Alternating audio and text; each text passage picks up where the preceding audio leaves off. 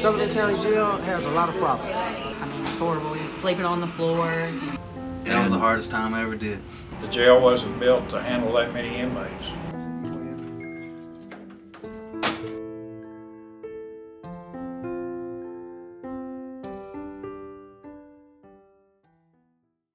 A state report shows the Sullivan County Jail is Tennessee's most overcrowded large jail.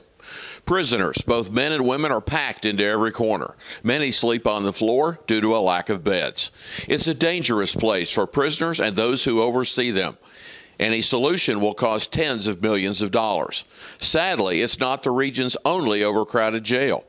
Just across the state line, the Bristol, Virginia City Jail has, for years, paid other jails to house its excess prisoners. This presents both a logistical and financial nightmare for the small, cash-strapped community. Both jails have reached critical mass, which is the name of our special report. For the past 8 months, the news staff of the Bristol Herald-Courier examined all aspects of these two overcrowded facilities. We spoke with those in charge and those inside. We drill down into the causes, introduce you to people on the front lines, and explore potential solutions. Our design of our jail, our overcrowding and our understaffing is just causing us a multitude of problems. The age of that jail is tremendous. I mean, 30 years old for a jail. I think anybody can imagine if you got 30 people locked in a cell, and I'm not talking about a real small cell, but a dormitory type cell, even 30 people, they're going to get on each other's nerves. That's just going to happen. And when that happens, you're going to have more fights. Inmates previously confined in the Sullivan County Jail say they have no desire to go back. Besides being miserably overcrowded, it is a dangerous place. Inmate-on-inmate violence is common and access to programming is limited. Jailers admit it is often impossible to separate predator from prey. I went in there at an interesting time. It was early 2007, and they were building the annex then. And we actually had a riot one day. After that riot popped off, they hurried up and opened the annex and moved all the low-level offenders over there. It was vicious in there, man. I saw people get their head busted every day and get took out of there leaking. I've known of a cell of 34 people in it with 16 beds, and it could be more than that now. It's ever-changing, and so we've got to house these individuals where they get along. We have a classification system, but our ability to classify is sort of inhibited by our overcrowding. So you do put predators with prey. The inability to separate like we should is becoming a big challenge for me. So have you been in Sullivan County's jail? Yeah, I hate that jail.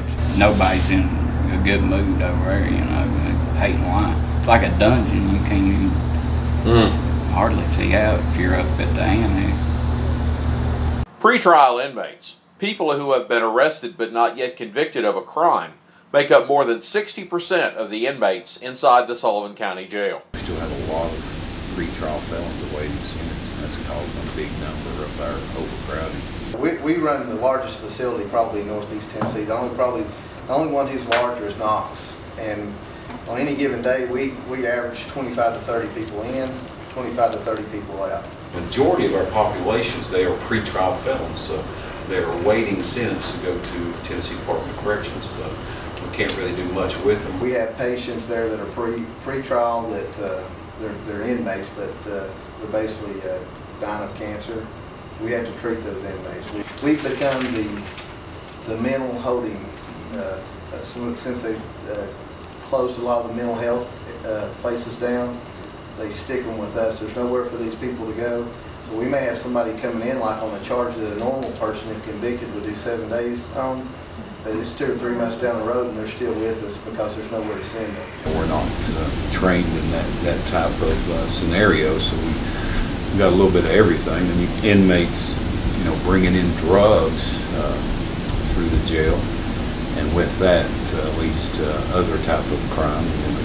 Pretty much I always say you've got the same type of crime inside your jails as you do on the streets. It's just, you know, with overcrowding, it really limits us on what we can do, you know, because we don't have any spare room, any place to put anybody for any type of reentry programs, stuff like that.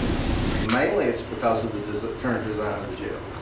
It's something that nobody really wants to hear, but it's something that, you know, if we don't address, there's potential liability for the county if something does happen.